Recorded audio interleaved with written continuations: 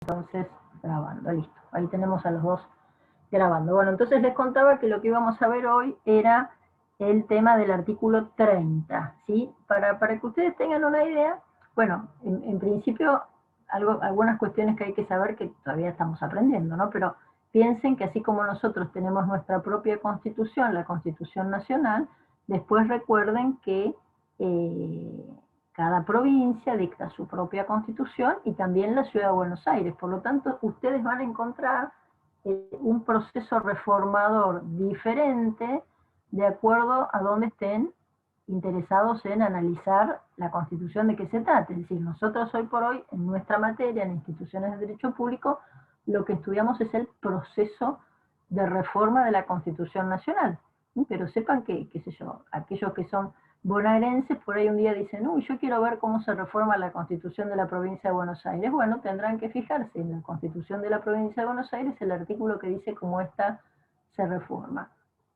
Aquellos que son porteños dicen, bueno, no, yo quiero ver cómo se reforma la Constitución en la ciudad. Bueno, también pueden hacerlo consultando la respectiva Constitución. Sepan que lo que nosotros estudiamos acá tiene que ver con instituciones de derecho público en sentido general, es decir, tal como están diseñadas y dispuestas esas instituciones en la Constitución Nacional. Pero hay muchísimas figuras, como por ejemplo la de la reforma de la Constitución, que ustedes van a verlas después, si tienen ganas, si algún día se les presenta alguna curiosidad, bueno, van a ver cómo están reguladas en otras normativas provinciales o locales. Qué sé yo, les va a pasar lo mismo por ahí cuando estudien impuestos. En la carrera van a estudiar lo que son impuestos nacionales, pero sepan que va a haber impuestos provinciales, va a haber impuestos municipales, y no son los mismos los impuestos que cobra la provincia de Misiones que los impuestos que cobra la provincia de Santa Cruz. Bueno, ahí habrá que ver en cada caso qué es lo que les interesa estudiar, qué es lo que les interesa saber. Tiene muchas veces que ver, por supuesto, con el lugar donde el día de mañana ustedes vayan a ejercer sus distintas carreras, ¿no? Eso también influye. Pero el punto está en que nosotros siempre recuerden que vamos a estudiar la Constitución de la Nación y las instituciones de derecho público que se derivan o surgen de la Constitución de la Nación. ¿Queda claro? En este caso, ¿qué hicimos el viernes nosotros? El viernes nos situamos en el tema del poder constituyente. Por eso vimos el concepto, por eso vimos las clases, por eso vimos el ejercicio, en qué situaciones se dio, por eso estuvimos analizando quién era el titular y estuvimos viendo cuáles eran los límites. Bueno, hoy vamos a ver entonces el artículo 30 de nuestra Constitución, que regula el llamado proceso reformador, es decir, cómo se ejerce el poder constituyente derivado. Cómo se ejerce el poder constituyente derivado, es decir, de qué manera se ha organizado en nuestra Constitución la manera de modificarla, la manera de reformarla. Algo ya habíamos empezado como a analizar el viernes, ¿por qué? Porque justamente empezamos por ver que era lo que decía el artículo 30 al comenzar, ¿no? Abran sus constituciones, así todos estamos hablando de lo mismo y sabemos de qué se trata. Pero ¿qué dice el artículo 30 cuando empieza? Dice, esta Constitución puede reformarse en el todo o en cada una de sus partes. ¿Recuerdan? Artículo 30. Esta Constitución puede reformarse en el todo o en cada una de sus partes. ¿Esto qué quiere decir? Vamos a como a repasar esto para tenerlo ahora por delante para estudiar. Quiere decir que la modificación a la Constitución puede ser total, total, ¿se acuerdan cómo ha sucedido que contábamos en 1949? O la reforma puede ser parcial, que solamente se sustituyan o dejen de lado ciertos artículos de la Constitución, ¿sí? Total o parcial. Es la propia Constitución siempre la que define el alcance de la reforma, si esta es total o si es parcial. Después, claramente, ¿qué es lo que aparece en nuestra Constitución? Aparece el circuito de reforma, es decir, cómo va a llevarse a cabo ese proceso reformador que va a encontrarse, en el análisis, ¿no?, diseñado en varias etapas o momentos. Lo primero que siempre voy a necesitar en el caso argentino para modificar la Constitución Nacional es que el Congreso declare la necesidad de la reforma.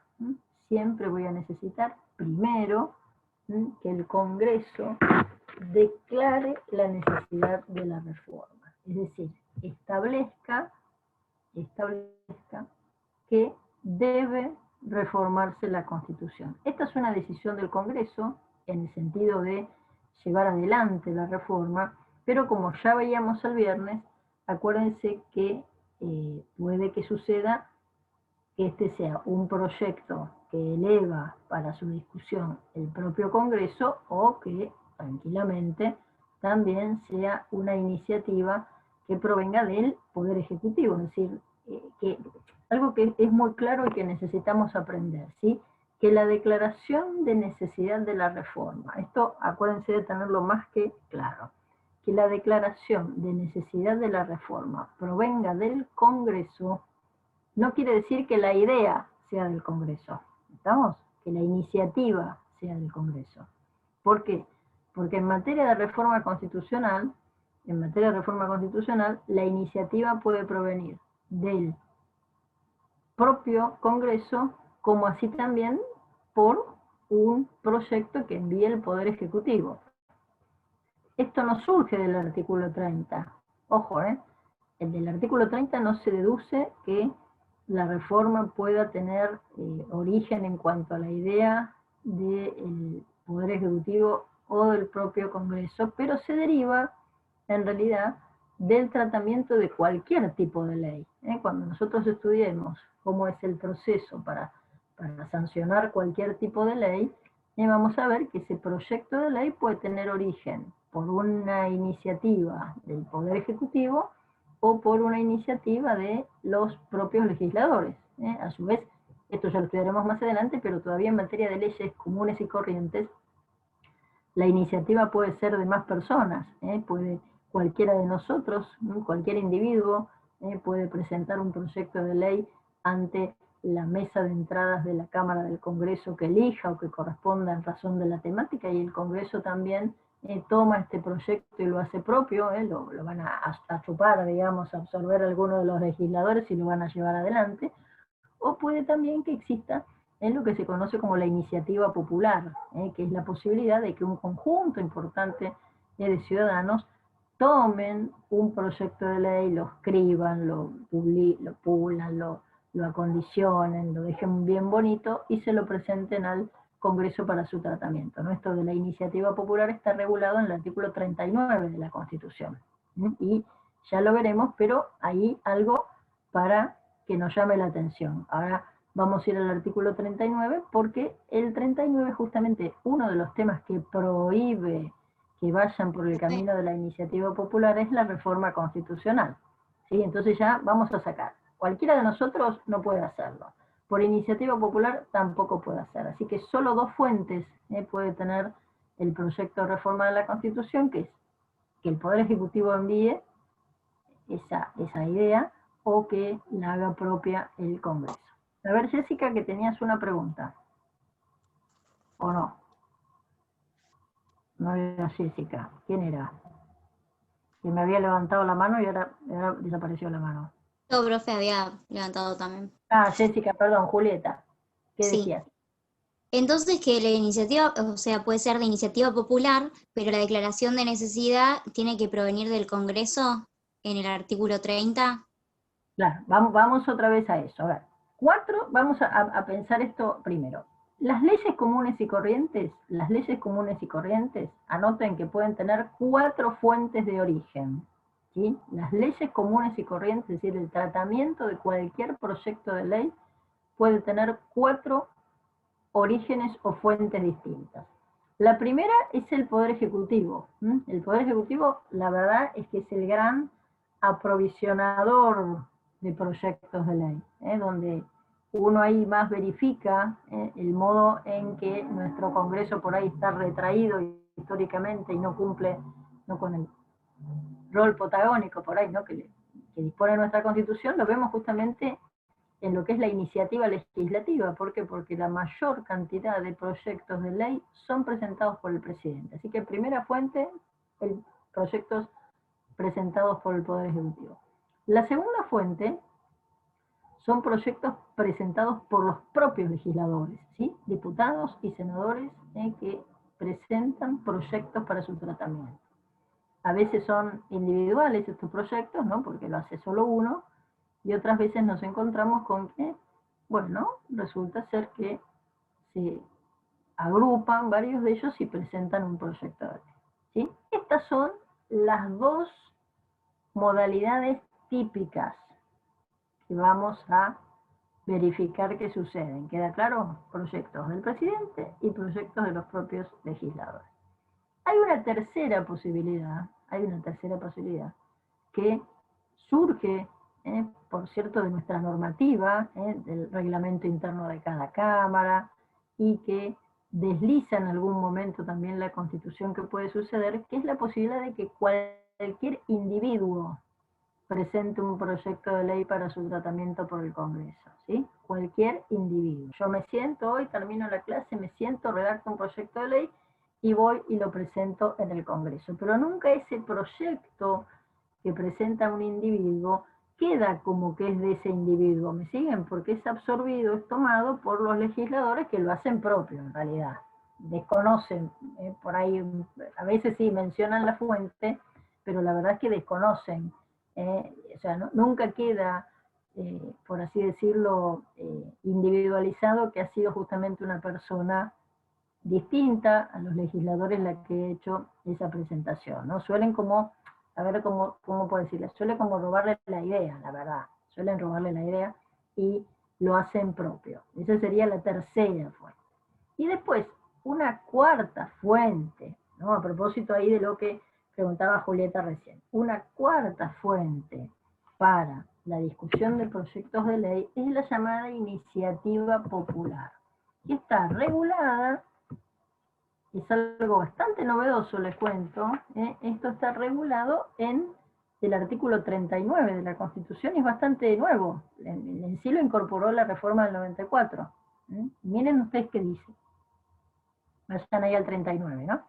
Dice, los ciudadanos tienen el derecho de iniciativa para presentar proyectos de ley en la Cámara de Diputados. Esto no es lo mismo a lo que les decía recién, porque en este caso, esta iniciativa popular exige que determinada cantidad de personas acompañen esa iniciativa, ¿sí?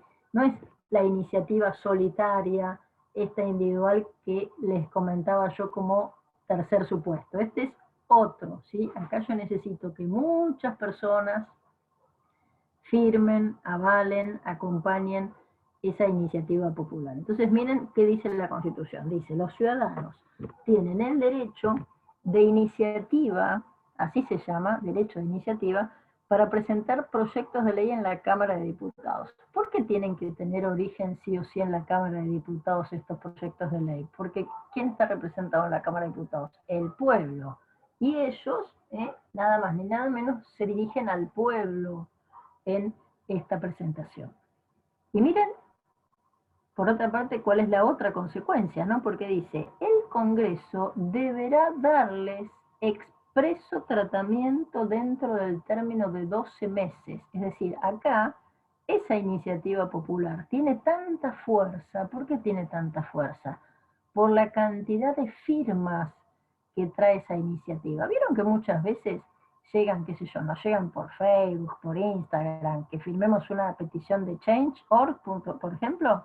O, qué sé yo, cuando andábamos por ahí libres y felices por las calles porque no estábamos ante esta situación epidemiológica, muchas veces sucedía que en alguna esquina céntrica, ¿no? Conocida, juntaban firmas por un proyecto de ley. Bueno, todo eso tiene que ver con la fuerza de la presentación, ¿no? Acá me gusta porque me preguntan si, en el chat, ¿no? Pregunta si sirven para algo esas peticiones. Bueno, la verdad es que hasta ahora en 2 ocasiones estas peticiones se convirtieron en leyes. La primera tuvo que ver con, en su momento, todo un debate que se dio por la derogación de las llamadas jubilaciones de privilegio, que les cuento que ese proyecto nació de la iniciativa popular, y años más tarde hubo un segundo proyecto que se llamó El hambre más urgente, por el cual, a propósito de esta iniciativa que llevaron adelante el diario La Nación, Poder Ciudadano, el Grupo Sofía, es decir, varias organizaciones no gubernamentales de defensa de los derechos humanos, bueno, se sancionó una ley en el sentido que debía combatirse el hambre y de esa manera poder reducir al máximo posible la desnutrición infantil. O sea, como verán, estas leyes muchas veces son más expresiones de deseos que concreción de realidades, ¿no? Porque la verdad es que en la medida que tengamos pobreza y que estemos atravesados por la pobreza, es muy difícil combatir la desnutrición, ¿no? Por una cuestión de falta de laburo de los adultos, que no pueden llevar a su casa la plata necesaria para dar de comer debidamente a sus hijos. O sea, esto no alcanza con que lo escribamos en una ley, ¿me entienden, no? Avanza mucho más allá de eso y requiere de otros actos. Pero el punto está en que no tienen, ahí Facundo es una buena pregunta esto, las firmas online no tienen validez para presentar una ley o una petición, pero muchas veces esos movimientos que comienzan online, como les decía, también replican en la calle cuando se juntan firmas de esa manera. Entonces, esa firma puesta en vivo y en directo, por así decirlo, es la que valida la iniciativa popular. Ahora vamos a ver el procedimiento mínimamente, pero por ese lado, quiero decirles, les daba el ejemplo de las peticiones de Change, porque son las que más vemos por ahí en el Facebook o en el Instagram, ¿no? De vez en cuando que hacen el Google, hasta en el Twitter, ¿no? Que alguien tiene esta iniciativa para acompañar con un importante grupo de personas que así apoyan esa idea, en sí, el borrador o la práctica de lo que va a ser en definitiva una iniciativa. A ver, Diego, ibas a preguntar algo, decir. Profe, ponele, si tienen muchos proyectos, ¿no? Que llegan de los distintos, de los cuatro, ¿qué importancia le dan? O sea, ¿cuál ven primero? ¿Por orden de llegada? ¿Por importancia? ¿Por quién lo manda? No, eso se valora de acuerdo a lo que es en sí, cuáles son las... A ver, no tienen que ver por un tema de orden de llegada. En todo caso, lo que más impacta es la importancia, ¿sí? Si ese proyecto como idea coincide, por otra parte, con lo que es el trabajo propiamente del Congreso, ¿no? Que el Congreso entiende que es una iniciativa interesante para discutir. No pasa por el orden de llegada, pasa por si la idea realmente convence, seduce a los diputados y a los senadores para llevarlos a la práctica. Pero quiero cerrarles con esto de la iniciativa, en especial por la pregunta que había hecho Julieta hace un rato, ¿no? Del artículo 39. Justamente miren el 39 que dice, ¿no? Después de decir que el Congreso deberá darles exceso de tratamiento dentro del término de 12 meses, en el párrafo del medio dice que ahí va a sancionarse una ley que regule la iniciativa popular, cosa que ya se hizo, pero fíjense esto que les hablaba hace un rato sobre el grado de acompañamiento, ¿no? Que se necesita determinada cantidad de firmas. Fíjense que dice que el Congreso, con el voto de la mayoría absoluta de la totalidad de los miembros de cada Cámara, sancionará una ley reglamentaria que no podrá exigir más del 3% del padrón electoral nacional, dentro del cual deberá contemplar una adecuada distribución territorial para suscribir la iniciativa. Cuando estamos hablando de no más del 3%, no más del 3%, les cuento que el 3% del padrón,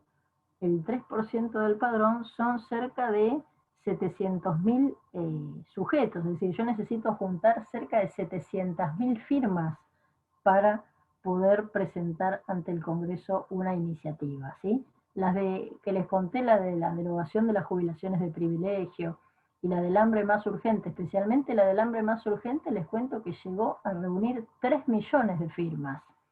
Y por otra parte hay que ver también el tema del impacto de la iniciativa, ¿no? Porque pueden ser también iniciativas regionales. Supongan ustedes por esto que dice acá, ¿no?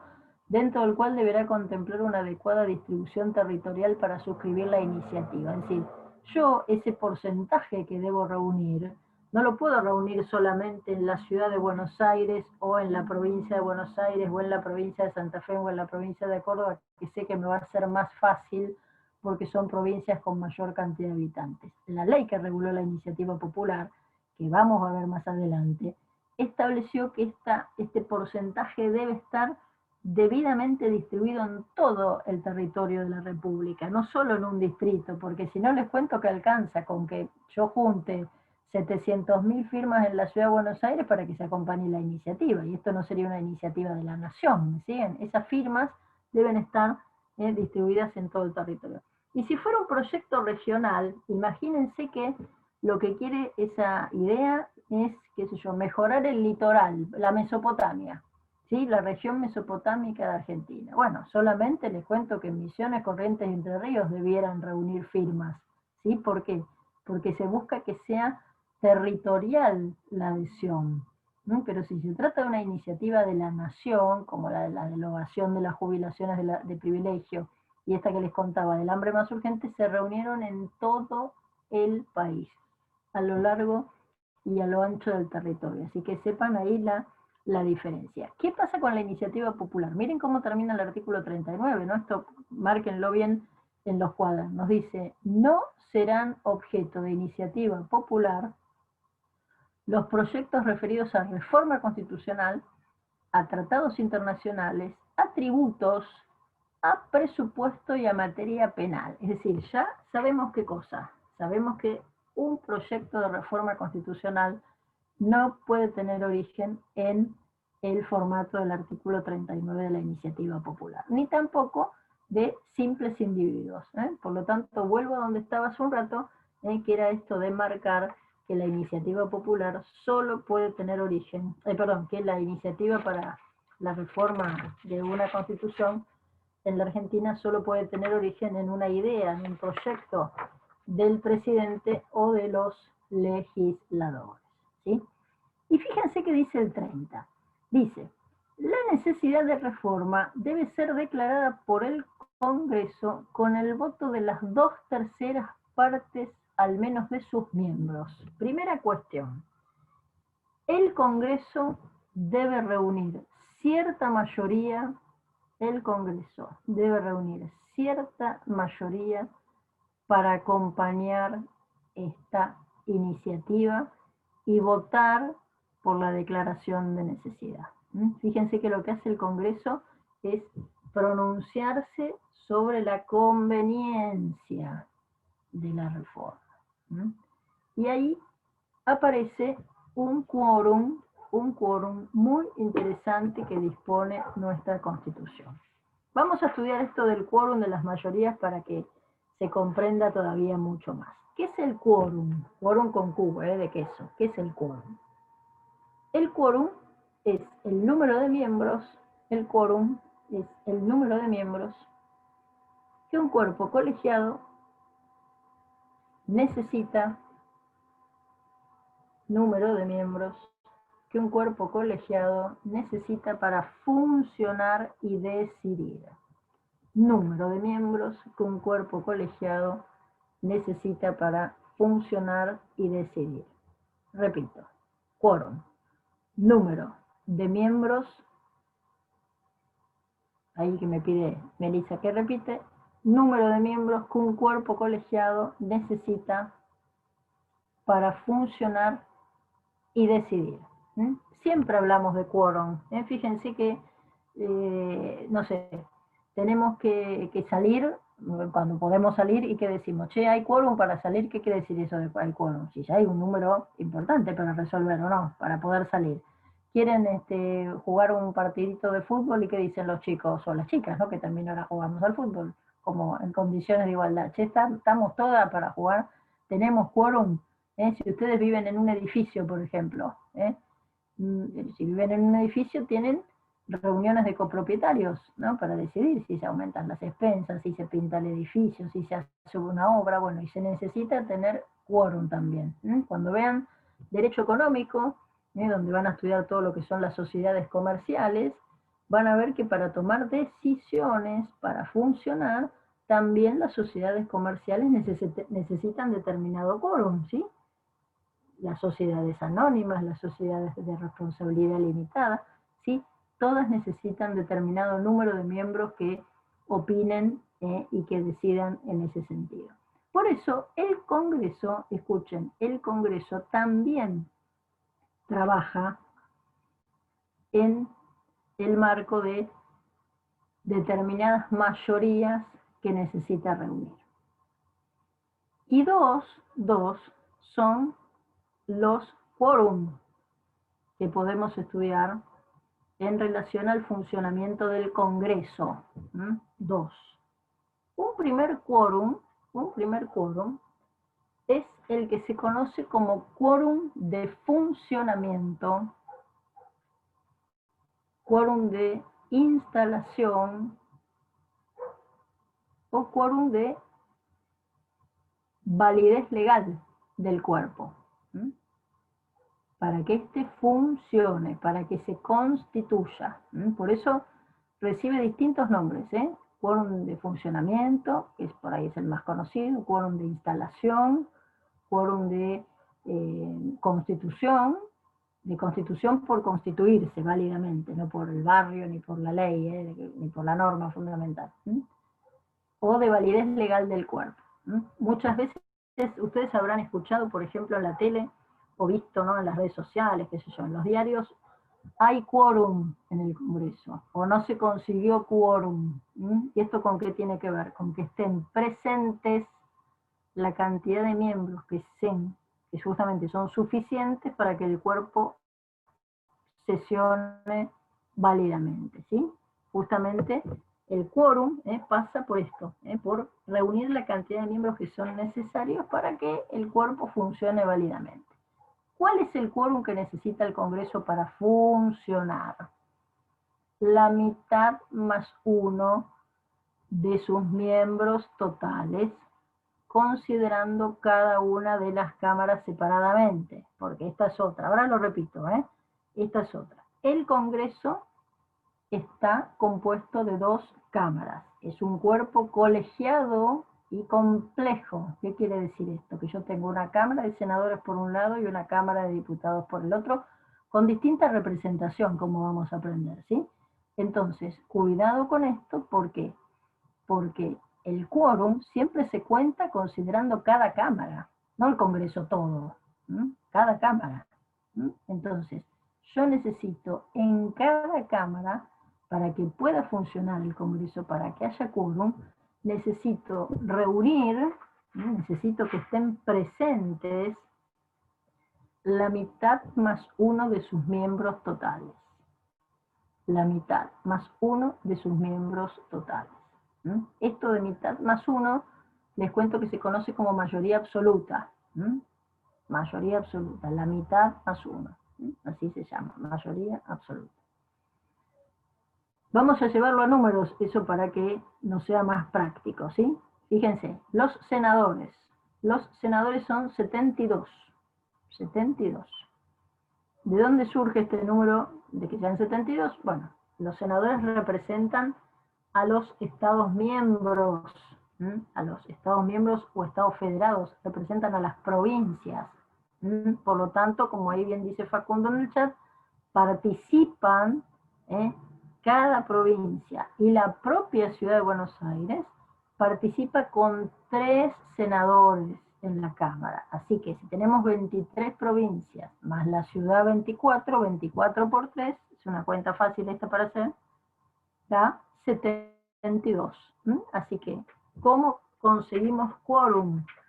¿Cómo conseguimos quórum en la Cámara de Senadores? Muy bien, Agustín, cuando 37 de sus miembros están presentes. Porque 36 más 1 son 37. Así que con 37 presentes, ¡tac!, arranca la sesión. Se prende en la... Ahora lo podemos ver en la tele, porque cada vez que se reúnen, hay un tablero electrónico que tiene sobre el margen superior derecho un cartelito que se prende en rojo justamente cuando hay quórum. Quiere decir que se encuentran presentes, más allá de que hoy ustedes saben que con motivo de la pandemia el Congreso sesiona de manera remota, ¿no? Solo en el caso puntual, a ver, en el caso de senadores, lo hemos visto la semana pasada y la anterior, en el caso de senadores los únicos que están presentes en el recinto son las autoridades de la Cámara, ¿sí? Nada más, y los demás sesionan remotamente. Y en el caso de la Cámara de Diputados, las sesiones son mixtas, la verdad, porque hay 47 diputados que pueden estar en el recinto, y los demás sesionan remotamente. Esos 47 son las autoridades de las cámaras y los jefes de bloques, solamente. La semana pasada, la verdad es que vivimos una situación extraña ahí porque había muchos más diputados presentes en el recinto, que si ustedes siguieron la sesión por la tele, discutían justamente que querían estar ahí presentes, pero no se les reconoció que pudiesen estar presentes físicamente porque está restringida, ¿no?, la presencia física justamente para evitar la circulación comunitaria y que el virus se transmita, y hubo todo un lío ahí a propósito de si estaban presentes o no estaban presentes. De hecho está discutiéndose esta tarde, hoy a las 19 hay una reunión de lo que se llama la Comisión de Labor Parlamentaria, que está integrada por el presidente de la Cámara y las autoridades de cada uno de los bloques partidarios para ver cómo se sigue, porque la verdad es que están cuestionando la validez de la sesión de la semana pasada, porque a los que estaban sentaditos en las bancas, les cuento, a los que estaban sentaditos en las bancas no se los consideró presentes. Y ustedes van a decir, pero estamos todos locos, ¿cómo no se los consideró presentes? No se los consideró presentes, ¿por qué? Porque esa Cámara está preparada para sesionar de manera remota. Por lo tanto, iban a estar presentes si se enganchaban a través del sistema remoto desde donde estuvieran, desde sus oficinas, desde sus casas, muchas veces desde las sedes de los gobiernos provinciales, pero no presencialmente ahí de modo físico, ¿no?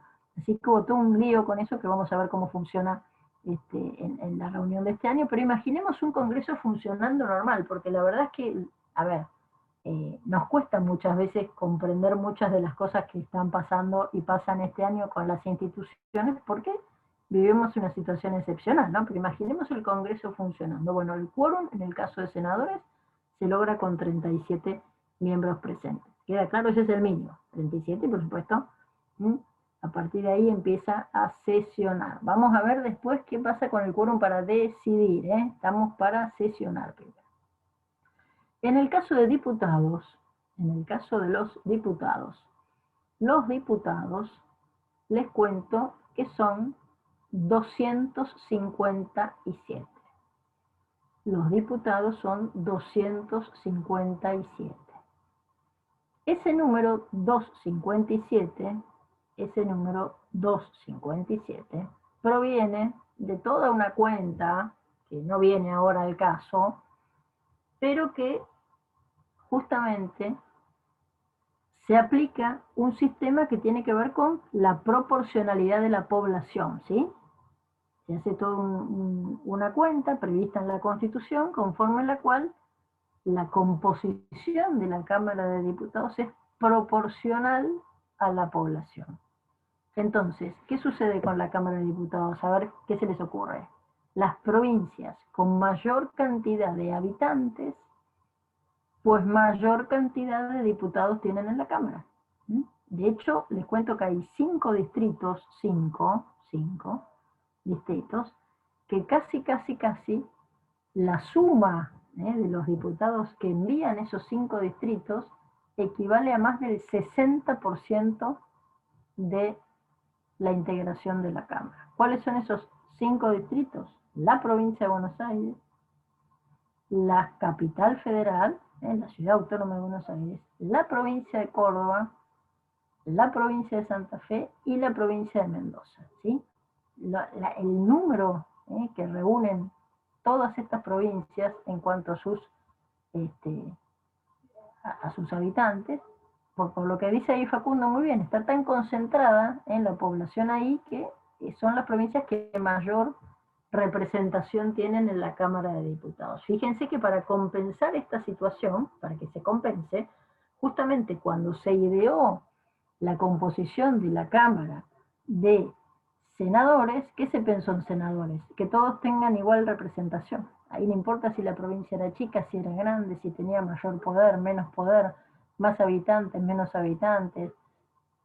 Ahí son todas iguales. Entonces esto de alguna manera compensó lo que sucedía en el ámbito de la Cámara de Diputados. Ahí nos encontramos con un problema con la mitad más 1. ¿Por qué? Porque 257 es un número impar. 257 es un número impar. Entonces ahora vamos a hacer la cuenta, Agustín, que como 257 es un número impar, y la mitad de 257 son 128,5, yo, aunque le sume a 128,5 1, estaría en 129,5, ¿o no? Es decir, necesitaría 128 diputados y medio más. La verdad es que no los puedo cortar por la mitad los diputados, ¿sí? Entonces, ¿qué se ha interpretado en materia de quórum por tratarse de un cuerpo con integración impar? Que el quórum se alcanzaba con 129 miembros. ¿Por qué esto? Porque 129 es más que 128. Entonces, ¿qué quiere decir esto? Quiere decir que habrá quórum cuando los presentes superen a los ausentes. Y en una integración impar, fíjense que uno más que se encuentre presente después de la mitad ya supera a los que no estuviesen, ¿sí? A los que, por ejemplo, ese día no se presentasen. Entonces, el quórum para instalarse, para funcionar en la Cámara de Diputados es 129. Sobre estas cuentas, después se sacan todas, acá pregunta Aldana si no deberían estar todos. Bueno, si trabajasen todos y cumplieran debidamente con sus obligaciones, la verdad es que siempre tendrían que estar todos, pero a veces no están todos. No están todos porque a veces hay algún enfermo, a veces hay alguno en uso de licencia. Fíjense por qué hay uso de licencia muchas veces, porque se van a ocupar otro cargo. Son, qué sé yo, ministros o secretarios del Poder Ejecutivo. Y el punto está en que en ese caso, si están cumpliendo una licencia, el puesto no se cubre con el reemplazo, porque están en uso de licencia. Solo se los reemplaza si han renunciado a sus bancas, pero no si están de licencia. Por ejemplo, Alperovich, que es diputado o senador, ahora no me acuerdo, por la provincia de Tucumán, está en uso de licencia. ¿Por qué? Porque hay todo un proceso judicial que lo involucra por presunto abuso sexual en relación a una sobrina que trabajaba con él en la época que era gobernador de la provincia de Tucumán. Y les cuento que lo que él hizo, porque había mucha presión social en ese momento, fue pedir licencia. Está en uso de licencia. Entonces, ¿qué pasa? La banca del Alperovich no se cubre porque está en uso de licencia. Entonces eso es lo que pasa cuando a veces no están todos, o porque están enfermos, o porque están en uso de licencia, o porque ese día no van a trabajar, les cuento. Como cualquiera que dice no voy a trabajar y resulta que no van a trabajar. Pero bueno, la verdad es que deberían estar todos, claro. A ver, acá hay que tener una pregunta interesante, pero no deberían estar todos. Es decir, la mayoría absoluta no es cuando hacen la votación, es la presencia nada más. No, a ver, ahí estamos explicando. El quórum de constitución o de funcionamiento del cuerpo se logra con estas mayorías que acabo de contar, ¿sí? La mitad más uno de los miembros totales. Mitad más uno de los miembros totales, es decir, 37 en senadores, 129 en diputados, ¿sí? Una vez que yo los tengo sesionando y que están habilitados para sesionar porque hay quórum, aparece un segundo quórum. ¿Cuál es ese segundo quórum? El quórum de decisión. Decisión con C y S después, decisión. ¿Cuál es el quórum de decisión? El que establezca la Constitución para cada caso. No hay en esto nada determinado. El principio general, ¿cuál es? El principio general, ¿cuál es? Que salvo que la Constitución lo disponga, anoten esto bien, salvo que la Constitución disponga un quórum, salvo que la Constitución disponga un quórum determinado. Miren, un ejemplo de disponer un quórum determinado lo tiene el 30, que nos dice, hay un quórum especial ahí. Salvo que la Constitución disponga un quórum determinado, las decisiones se toman por el voto de más de la mitad de los presentes. Más de la mitad de los presentes. Repito, salvo que la Constitución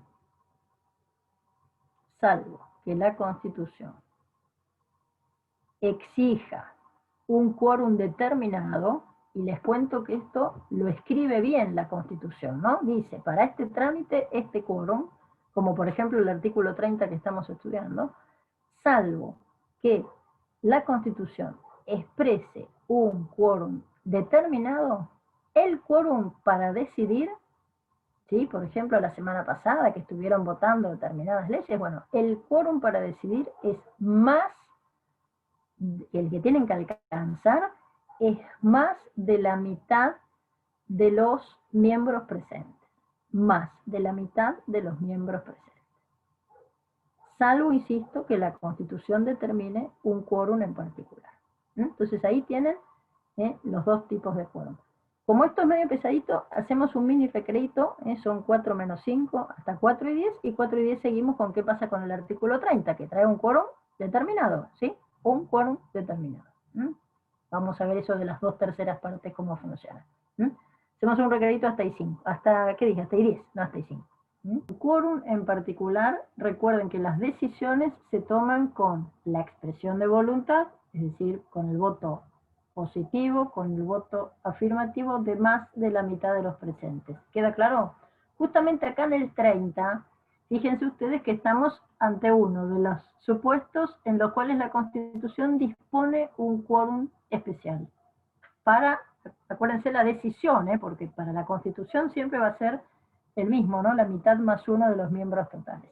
En este caso, fíjense cómo está redactado el artículo 30, que no ha traído sino pocos dolores de cabeza, ¿no? A la hora de su interpretación. Dice, la necesidad de reforma debe ser declarada por el Congreso con el voto de 2/3 partes al menos de sus miembros. Por supuesto que esto, cuando lo llevamos a su aplicación práctica y un poco reinterpretamos lo que ha querido decir este artículo 30, es que se requieren las 2/3 partes de los totales, las 2/3 partes de los totales de cada una de las cámaras. Porque la verdad es que fíjense cómo, yo lo leo como viene, ¿no?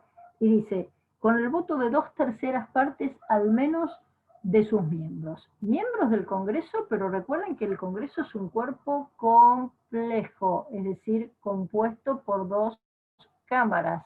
Si yo no tuviese esta interpretación de que el quórum se considera teniendo en cuenta cada una de las cámaras separadamente, les cuento que me alcanzaría por ahí, piensen, como gobierno, me alcanzaría tranquilamente con tener una buena mayoría en una cámara. ¿Por qué? Porque si yo tengo una buena mayoría en la Cámara de Diputados, ¿para qué quiero los senadores? Indudablemente el quórum es considerando ambos cuerpos. Así que necesito 2/3 partes, al menos, siempre el quórum es de mínima, ¿no? La verdad ahí se discutió bastante cómo está escrito, pero siempre el quórum es de mínima. Yo necesito al menos las 2/3 partes de cada una de las cámaras y de los totales en este caso. ¿Por qué de los totales? Porque esa es otra que más adelante abundaremos en explicar, ¿no? El quórum, les cuento que puede ser sobre totales o sobre presentes. Sobre totales o sobre presentes. Si yo lo cuento sobre presentes siempre es más fácil, porque solo voy a considerar aquellos que han asistido a la sesión ese día. Entonces, aquí también la Constitución, cuando especifica, cuando dispone quórums que se necesitan para cada acto, les cuento que establece mayorías determinadas. Y a veces ha dicho que es sobre presentes y a veces ha dicho que es sobre totales.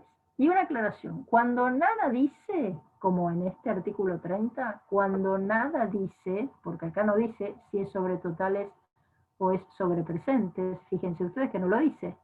Cuando nada dice, es sobre totales. Esa ha sido la interpretación que ha dado nuestra Corte Suprema de Justicia de la Nación al articulado de la Constitución en relación al quórum cuando nada dice la Constitución. ¿Y esto por qué? Porque cuando la Constitución, ha dicho la Corte, cuando la Constitución ha querido establecer un quórum en particular, cuando la Constitución ha querido establecer un quórum en particular, les cuento que lo ha dicho, ¿sí? Lo ha puesto presentes. Quiere decir que si nada dispone, es que el quórum se considera sobre totales. Si nada dispone, el quórum se considera sobre totales. ¿Quedó claro esto? ¿Sí? Bien. Bueno, y otra cuestión es que tiene que ver con quién hace la reforma. Porque fíjense que nosotros ya hemos hablado de quién decide la reforma. Ahora tenemos que ver quién hace la reforma. Y la reforma la hace un cuerpo distinto del Congreso. La reforma la hace un órgano, un cuerpo distinto del Congreso. Por eso fíjense que dice, pero no se efectuará, cuando termina el 30, pero no se efectuará sino por una convención convocada al efecto. Pero no se efectuará sino por una convención convocada al efecto. Esa convención es la convención reformadora. Será aquella que se ocupe de hacer la reforma, de discutir los términos de la reforma, conforme la habilitación dispuesta por el Congreso al declarar la necesidad. ¿Cómo se llama esa reunión?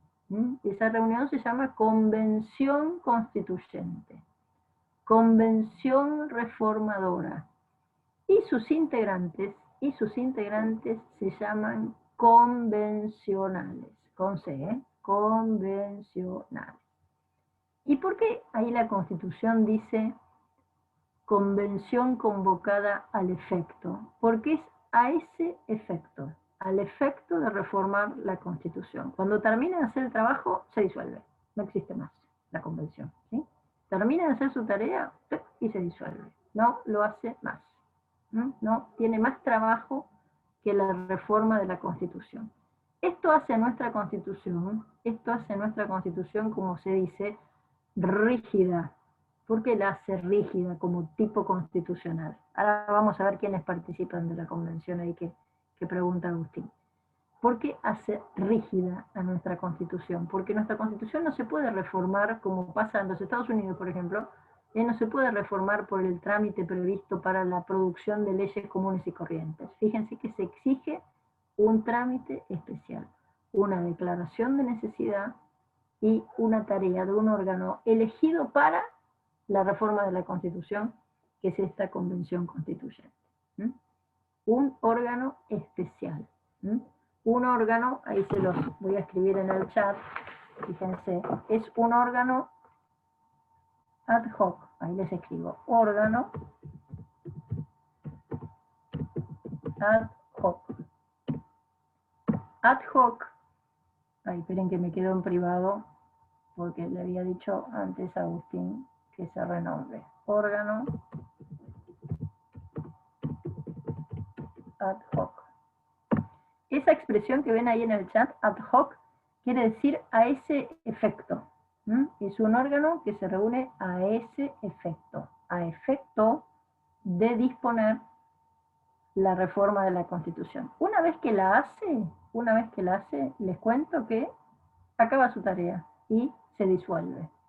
No existe más la Convención Constituyente. ¿Queda claro? Vamos a ver cuáles son las etapas del proceso reformador. Vamos a ver cuáles son las etapas, analizando justamente este artículo 30, ¿no? Como nos pide el programa, vamos a ver cuáles son las etapas del proceso reformador. Básicamente, las etapas, les cuento que cambian de acuerdo a los autores, ¿no? No los voy a marear con esto, pero básicamente cambian de acuerdo a los autores. En el texto de la cátedra, el libro de Negri, que todavía hasta, no me fijé ayer, pero todavía no estaba puesto en el campus, después voy a insistir con que lo pongan, pero en el texto de Negri, en el texto que hicimos con la cátedra, quien hizo ese capítulo de Poder Constituyente, cuenta que las etapas son dos. Etapa preconstituyente y etapa constituyente. preconstituyente y etapa constituyente. Cambian de acuerdo al autor, Alejo. Hay autores que dicen que las etapas serían otras. Casi todos, a ver, ¿qué sucede con los autores? Algo que ustedes no ven tanto en situaciones vinculadas a otras materias porque se trata por ahí de ciencias más duras, ¿no? Álgebra es igual para todos, análisis es igual para todos, pero en este caso que nosotros entramos en el terreno de las ciencias sociales o ciencias blandas, recuerdo que la mirada del autor cambia en lo que se quiere decir. Entonces, a ver, la división tradicional dice que hay dos etapas, ¿sí? La preconstituyente y la constituyente. Yo suelo agregar en el medio, ahí esta de preconstituyente y constituyente es la que van a ver en el libro. Yo en el medio suelo agregar una etapa que es la etapa electoral, que muchos autores la ponen, lo que se haría en la etapa electoral lo colocan en la preconstituyente, así que no estamos nada mal.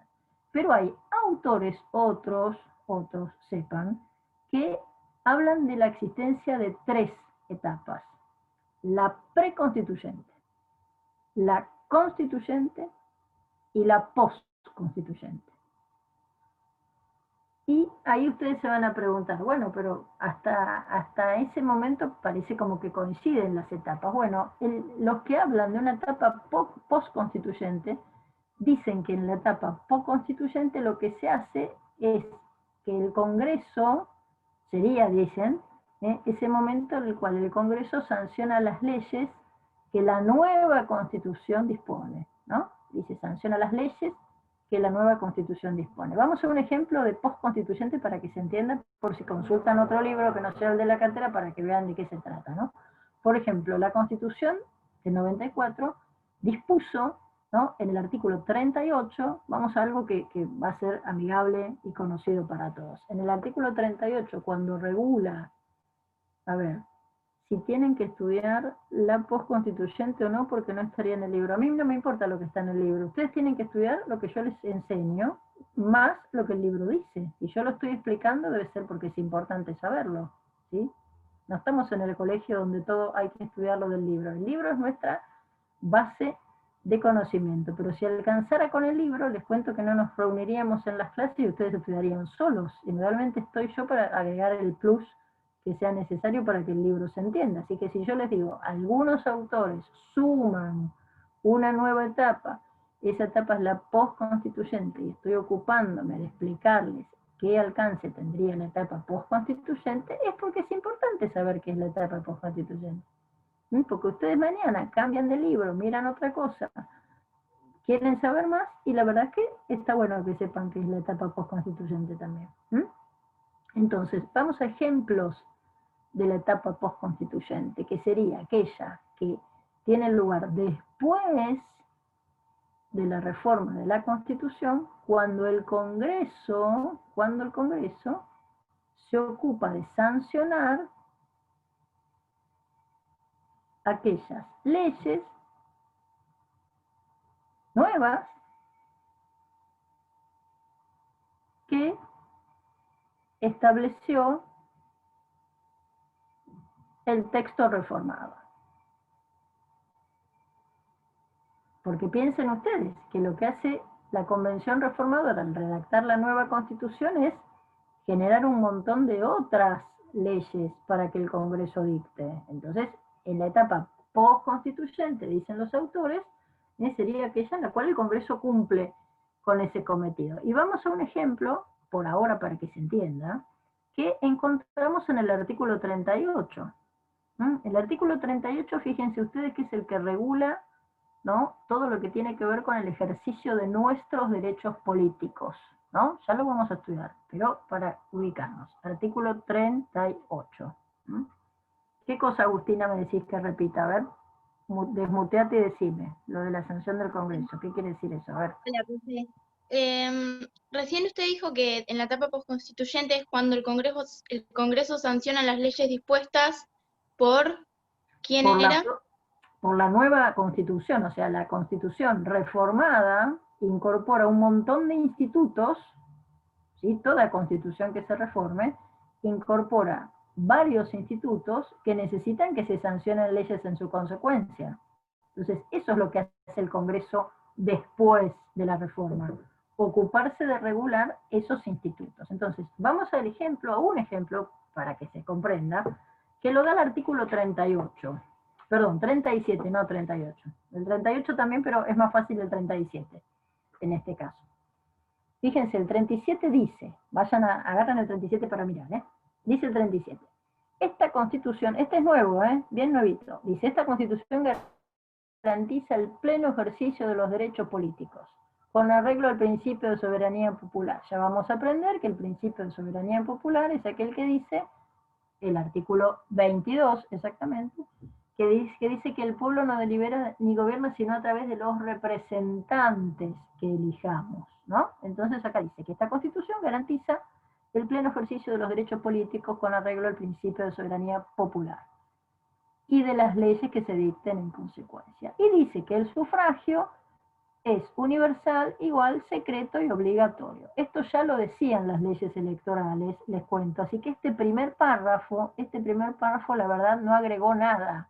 Lo que sí fue muy importante, porque incorporó en nuestra Constitución las características del sufragio, que antes no estaban.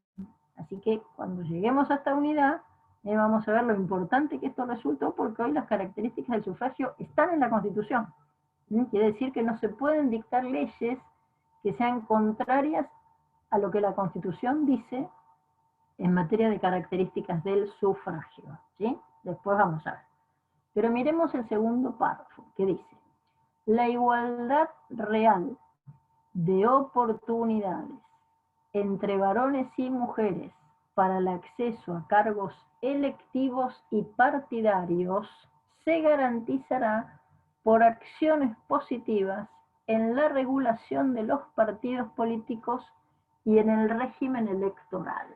Esto lo dice la reforma, ¿sí? La Convención Constituyente incorpora este artículo y la verdad es que tira la pelota en la cancha del Congreso. ¿Para qué? ¿Qué cosa el Congreso? Dicta aquellas leyes que sean necesarias para garantizar la igualdad real de oportunidades entre varones y mujeres. ¿Me siguen? ¿No? Le dice así, que dicte esas leyes. Bueno, ¿qué hace el Congreso? ¿Qué hace el Congreso en su momento? En su momento, ya lo vamos a estudiar, ahora no quiero ni marearlos con fechas ni nada. ¿Qué hace el Congreso en su momento en la etapa postconstituyente para estos autores?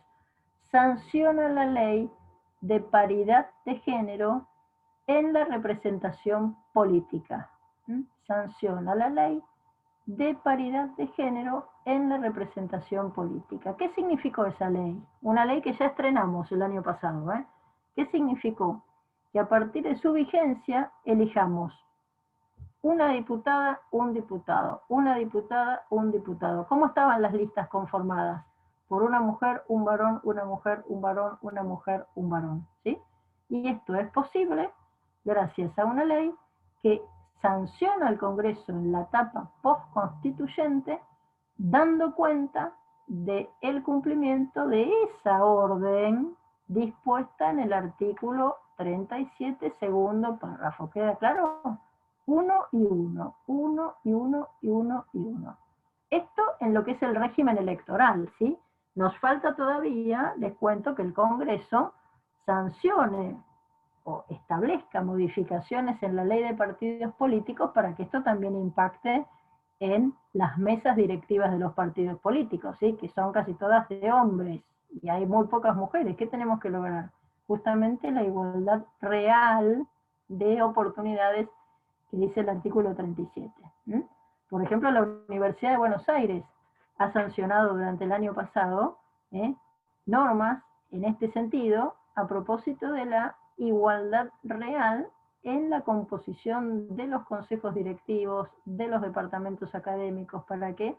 Para que haya paridad de género. En los jurados de los concursos docentes. Bueno, todo esto fíjense cómo replica en otras instituciones. Pero la sanción de una ley como la de paridad de género en la representación política es una típica consecuencia de esta etapa que muchos autores llaman postconstituyente, es decir, todo aquello que el Congreso hace como consecuencia de la nueva Constitución, o de las nuevas instituciones de la Constitución. Etapa postconstituyente. Acá alguien me preguntaba si era obligatorio. ¿Qué cosa, Alejo, es obligatorio? Hola. No. Después me la respondí sola cuando lo leí. O sea, acá habla de igualdad real de oportunidades. O sea, de oportunidades, no que sea obligatorio que sea uno y uno, uno y uno. Es obligatorio que sea uno y uno, uno y uno, si no, no tienen oportunidad de competir en igualdad real. Sí, sí. Claro. Por eso las listas del año pasado, fíjense que en las elecciones nacionales estoy hablando, las provinciales serán, cada provincia en sus leyes electorales dispondrá por ejemplo, por eso que corresponda. Por eso hay, por ejemplo, presidente y vicepresidente, hombre y mujer, ¿es por esto o no? No, porque la igualdad real se dispone en órganos que son multitudinarios, ¿sí? Que son colegiados, como por ejemplo el Senado o la Cámara de Diputados o las legislaturas de las provincias. No se dispone para los cargos ejecutivos, porque en el ejecutivo vos tenés dos. Tenés el presidente y el vice. Tenés el gobernador y el vice. Entonces ahí tenés dos. No se ha dispuesto, por lo menos por ahora, no se ha dispuesto que en los cargos ejecutivos se cumpla con la paridad. Sí se ha dispuesto que, por lo menos empezamos por algo, ¿no? Que sean los cargos legislativos. Por eso el año pasado, cuando fuimos a votar, revisen esa época, las listas, van a ver que todas las listas de diputados de la Nación y todas las listas de senadores de la Nación, todas tienen un hombre, una mujer, un hombre, una mujer, un hombre, una mujer intercalados. ¿Por qué? Por disposición de la Ley de Paridad de Género. Y muchas provincias sancionaron leyes similares.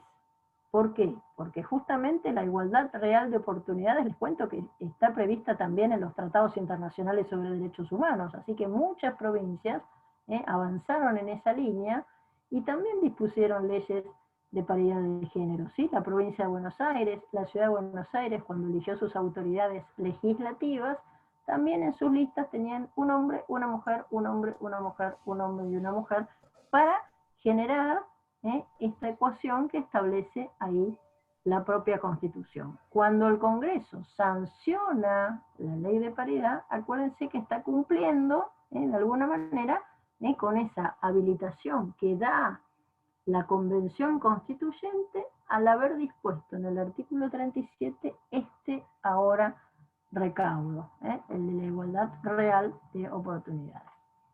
A ver acá que tengo una pregunta que dice, ¿en qué año se dictó esa ley de paridad de género? En el 2017. Por eso la primera vez que se aplicó, se aplica en las elecciones siguientes a su dictado. Fue de fines del 2017, así que se aplicó por primera vez recién en las primeras elecciones que hubo nacionales, que fueron las del año pasado. Y a partir de este momento, todas las elecciones van a ser manteniendo esa paridad de uno y uno. Una ley muy interesante que ya vamos a estudiar cuando llegamos a la unidad, creo que 6, a ver, déjenme que me fije, 4, creo que es la, no, cuando llegamos a la 5 vemos eso, justamente, cuando vemos sufragios, sistemas electorales, partidos políticos, ahí nos toca estudiar, bueno, conocer en la medida de nuestras expectativas en esta materia que dice la ley de paridad de género. Bueno, estamos con lo de las etapas, entonces insisto con esto, que cada maestro con su librito, cada autor con su propuesta, pero básicamente sepan que las etapas son dos: preconstituyente y constituyente propiamente dicha. ¿Qué sucede en la etapa preconstituyente? ¿Qué sucede en la etapa preconstituyente? En la etapa preconstituyente, el Congreso declara la necesidad de la reforma. El Congreso declara la necesidad de la reforma. ¿Cuál va a ser el contenido de esta ley declarativa? Acá les cuento que no hay nada escrito en la Constitución. La verdad es que no hay nada escrito en la Constitución, por lo que si nosotros revisamos todas las leyes que declararon las necesidades de la reforma hasta ahora, han ido variando en cuanto a su contenido, ¿no? Más allá de que ha visto puntos más o menos en común, ¿sí? Es la ley que declara la necesidad de la reforma. La última reforma, la ley que declaró la necesidad de la reforma que nos lleva a estudiar esta Constitución, la voy a escribir acá, es la ley 24.309 de diciembre de 1993. Ley 24.309 de diciembre de 1993. Estas leyes les cuento que no son largas, después yo se las voy a compartir cuando habilite el grupo. Profe, disculpa, ¿qué fecha? Digo, ¿qué año? 93, diciembre del 93. Ahí se los escribí en el chat. Estas leyes, lo primero que dicen, lo primero que señalan, es el alcance de la reforma. Si va a ser total o parcial. Total o parcial. No sé si es del 9 de diciembre, Alejo, ¿te fijaste? Me parece que es de más adelante, ¿eh? La tengo en la cabeza como que es del 29 de diciembre. Erré con el 9. Por eso, me suena en la cabeza como que es de más adelante. Bueno, no importa el día, sepan el año, ¿no? 24.309 de diciembre del año 93. Lo primero que señala esta ley siempre es el alcance de la reforma. O sea, la ley que declara necesidad siempre lo primero que dice es si la reforma va a ser total o parcial. Primera cuestión. Lo segundo que suelen señalar estas leyes es qué cláusulas o partes de la Constitución vigente no van a poder tocarse. ¿Qué cláusulas o partes de la Constitución vigente no van a poder tocarse? Lo tercero que suelen estas leyes declarativas de necesidad establecer es cuáles son los puntos habilitados para la reforma. Es decir, cuáles son los temas que van a poder discutirse por la Convención Constituyente.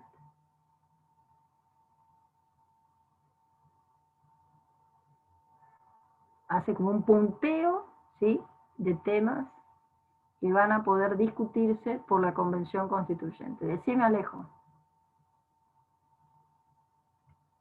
Preguntan, pues pusiste ahí en el chat. Pero, por ejemplo, si se crea una reforma en la que a futuro esta misma reforma condiciona a todas las reformas del futuro, o sea, esta reforma no puede ser como, o sea, puede parecer como medio conspiranoico, ¿no? Pero al condicionar las normas o las leyes, o qué se puede modificar o qué no, ¿no funciona como una traba? ¿Qué querrás decir ahí, no? A ver, cuando el Congreso declara la necesidad de la reforma, O le si dice a la claro, Convención sí. Constituyente qué es lo que puede hacer. Ahí la Convención Constituyente es soberana, decide qué hacer. ¿No? Esto no es ni una conspiración ni nada, es el funcionamiento de las instituciones.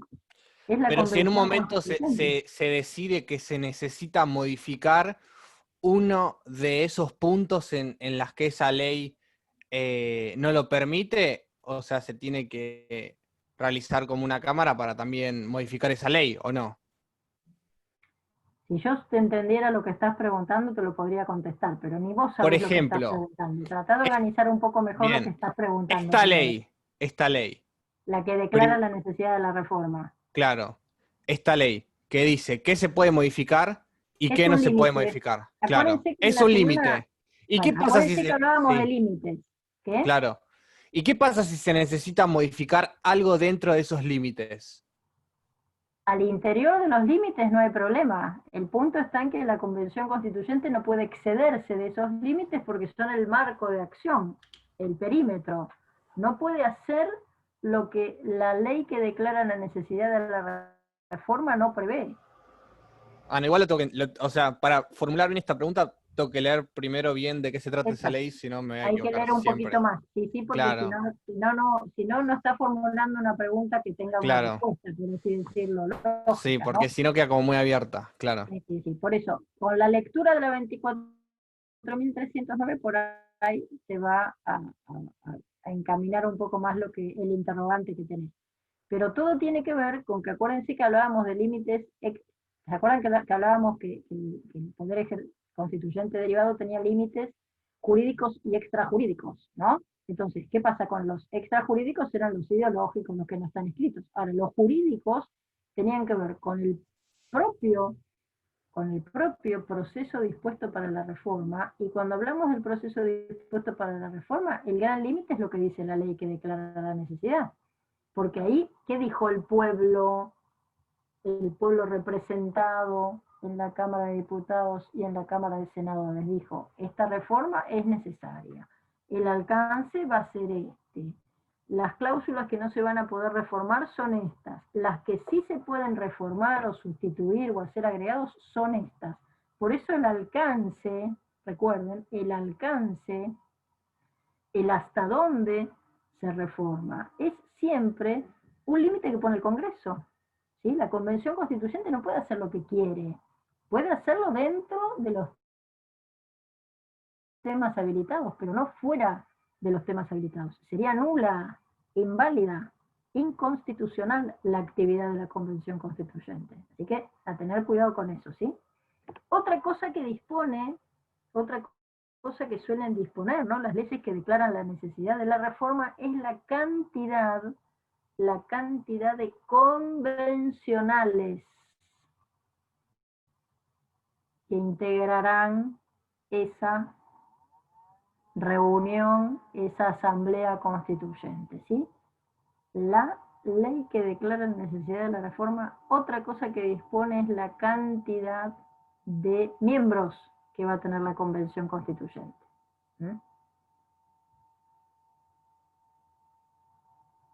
Puede decir 20, 300 o 1000, o sea, eso es asunto de cada ley que declaró la necesidad de la reforma. En el caso de la reforma del 94, les cuento que se dispuso, en el caso de la reforma del 94, se dispuso que la cantidad de convencionales constituyentes iba a ser igual al número de senadores y de diputados que en ese momento integraban el Congreso, ¿sí? Así que teníamos en ese momento 46 senadores, porque les cuento que no teníamos autonomía en la Ciudad de Buenos Aires y cada provincia solo participaba con 2 senadores, y teníamos los 257 diputados. Así que en ese momento se eligieron 301 convencionales, ¿sí? No importa esto de los números, sepan simplemente que es la ley la que dispone la cantidad.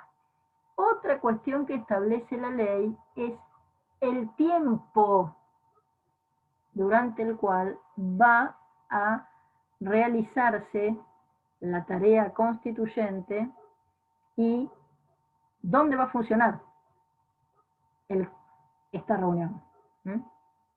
Cuando fue, por ejemplo, de esta reforma del 94, les cuento que se dispuso, en la 24.309, se dispuso que iba a funcionar durante 90 días. La verdad es que fue súper breve el tiempo de discusión de la reforma, solo 3 meses, y que iban a sesionar en Paraná y en la ciudad de Santa Fe. Iban a, primero, por supuesto, reuniones separadas, de acuerdo a la cantidad de miembros y a las temáticas, ¿no?, para debatir. Y los plenos, es decir, la reunión de todos los convencionales, se hizo en la ciudad de Santa Fe. Exactamente en el Parafinto, ¿no? No sé si el año pasado cuando fueron, ¿se acuerdan cuando fueron los debates presidenciales con miras a las elecciones del 27 de octubre, que se hicieron 2 debates, un debate se hizo en la ciudad de Santa Fe y un debate se hizo acá en la Facultad de Derecho de la Universidad de Buenos Aires. Bueno, el primer debate, el lugar donde se hizo, era el Parafintos, un recinto, un salón de actos hermoso, histórico, muy antiguo y muy bonito, que tiene la ciudad de Santa Fe, ahí en la Universidad Nacional del Litoral. La ciudad de Santa Fe, de hecho, es la ciudad de la Constitución, se dice, porque justamente ahí fue donde sesionó y se juró la Constitución del 94. Así que siempre esta ley que declara la necesidad de la reforma dispone cuántos convencionales, dispone cuánto tiempo va a funcionar esta convención constituyente, establece en qué lugar va a funcionar y establece también que son los requisitos para ser convencional constituyente.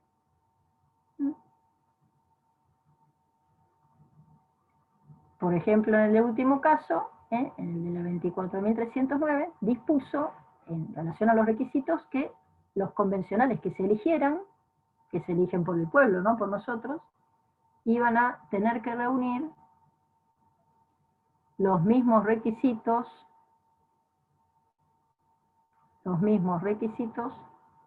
que exige la Constitución para ser diputados. Acá me dicen si puedo repetir lo último que se le cortó del tiempo durante el cual, Benjamín, las cosas que lo que hace la ley declara la necesidad de la reforma es disponer del tiempo durante el cual va a funcionar la Convención Constituyente. En este caso dispuso 3 meses, 90 días. El tema de los requisitos es muy interesante. ¿Por qué? Porque recuerden que acá hay algo muy importante. Los convencionales constituyentes no pueden ser ni diputados ni senadores en ejercicio. Los convencionales constituyentes no pueden ser ni diputados ni senadores en ejercicio. ¿Y esto por qué? Porque se confundirían con el poder constituido. ¿Se acuerdan que el otro día hablábamos de las diferencias entre el poder constituido y el poder constituyente? Bueno, nunca podrían ser legisladores en ejercicio los que a su vez reformaran la Constitución, porque se confundirían los roles. Habría ahí una mezcla de órganos, del órgano Congreso y del órgano constituyente. Entonces, ¿quiénes han sido los convencionales constituyentes que hemos votado, ¿no?, para las reformas en nuestro país? Bueno, por ejemplo, en la reforma del 94, que ustedes ni habían nacido, ¿no? Fueron expresidentes, exgobernadores, fueron juristas muy prestigiosos, algunos que habían sido diputados y senadores, pero con mandato cumplido, siempre hablando de aquello que tiene que ver con que no se confundan con el poder legislativo en ejercicio.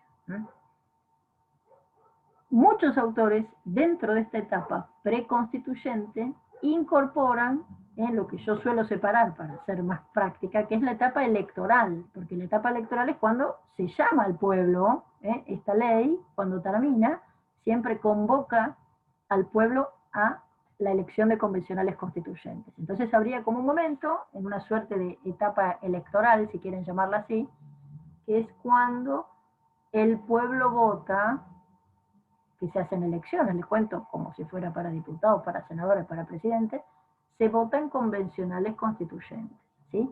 Las boletas, en lugar de decir diputado, senador o presidente, dicen convencionales constituyentes. Somos nosotros quienes votamos a quienes van a hacer la reforma. Y así llega la tercera etapa, o la segunda etapa, de acuerdo a cómo lo vengan contando. Acuérdense que, voy a volver a repetir esto, en la clasificación tradicional, como por ejemplo la que van a encontrar en el libro, las etapas son preconstituyente y constituyente, ¿sí? Algunos autores hablan de preconstituyente, constituyente y postconstituyente, como explicábamos hace un rato el ejemplo de las leyes de paridad de género. Y yo suelo, por un tema pedagógico, para que se entienda más, hablar de una etapa preconstituyente, una etapa electoral, que es esta de las elecciones, cuando elegimos a los constituyentes, y una etapa constituyente propiamente dicha. La etapa constituyente propiamente dicha es cuando se reforma la Constitución, cuando la Convención discute los términos de la reforma. Es el momento en que vemos a la Convención Constituyente en acción. En acción. No votamos, ahí Sofía pregunta, entonces no votamos convencionales desde el 93, en realidad los votamos en el 94, ¿sí? El 13 de abril de 1994 fueron las elecciones, porque la ley, fíjate que es del 29 de diciembre del 93, así que la elección para elegir convencionales constituyentes se hizo recién de 1994, y no votamos desde el 94, ¿por qué? Porque no hubo más reformas a la Constitución, ¿sí? Hasta que tanto no haya reformas, les cuento que no vamos a votar constituyentes. ¿Qué es lo que me decís, Melissa, que repita?